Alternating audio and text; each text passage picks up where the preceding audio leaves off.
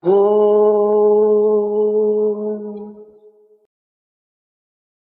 was Christmas Eve, 2012. I was sitting in the front row by the Samadhi in the Mandir, and the New Zealand team had placed a candle in front of the Samadhi. The candle had begun creating vibhuti, and it was forming the map of New Zealand. I was serving on staff at Radio Psi as a volunteer, and so I went quickly to the office to find out if someone could come and take photographs of the candle. I happened to run into a senior member of the staff, and I had made a sketch of the candle with the pictures that were forming in vibhuti. This senior staff member looked at my drawing and he said, "I am going to share something with you that not many people know." Shortly before Swami took some Mahasamadhi, he called to him for private interview, some old people who loved him very much. They were not office bearers. They were just people who had been with him there in the ashram for many, many years, and they just loved him. Swami said to them, "I am going. Do not grieve for me. In future, I will appear to my true devotees as a mysterious form.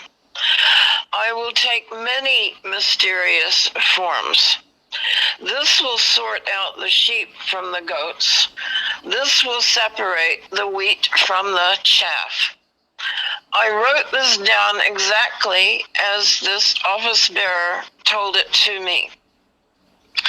And I share it with all of you because Swami is everywhere and everything. He can appear as a person who is not following his teachings. He can appear as someone who is following his teachings. He can appear as a dream. He can appear as anything you can imagine, because what is a mysterious form? All devotees need to think of this. For example, on the floor of my room in the ashram the next day, some scraps of paper were blowing around. I had been making Christmas cards. Suddenly, I noticed a little breeze sweeping up all the scraps of paper on the floor. When the breeze died down, I noticed that several pieces of paper, a black piece of paper, an orange piece of paper, and a green piece of paper, had formed a little Swami on the floor. I couldn't believe it. I carefully picked it up and glued it onto a card, because how did this happen? The wind did it. The wind made these little pieces of paper form a tiny Swami. I pasted those pieces of paper together exactly as I had seen them, and I kept it. This is one example of a mysterious form of Swami. But Swami can appear as a beggar. Swami can appear as your best friend.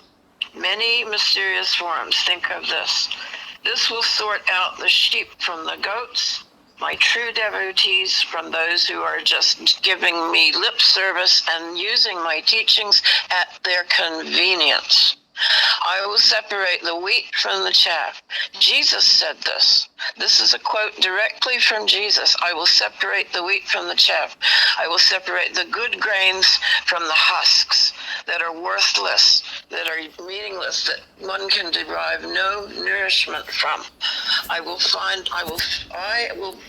them out, because as I was told by the National Secretary of New Zealand, when she gave me the key to Psi House, after Swami had told me in an interview to start the New Zealand Sathya Psi Book Center and Lending Library, she gave me the key to Psi House to start the library, and she said, Len, I am going to give you one piece of advice. Just because someone says to you they are a Sai devotee, do not believe them for a minute. Watch their words and watch their actions and watch their character. Then you will know if they are indeed the wheat, or if they are the chaff, if they are the sheep, or if they are the goat. The shepherd will separate the sheep from the goats. This is what Swami is doing right now. If you see argumentation in the organization, if you see separation, if you see no cooperation, you can see Swami is separating the wheat from the chaff and the sheep from the goats. So be watchful always. Just because someone tells you they are a Sai devotee, do not believe them for a minute. Watch their actions, watch their behavior and their character. Om Sai Ram. Om Sai Ram.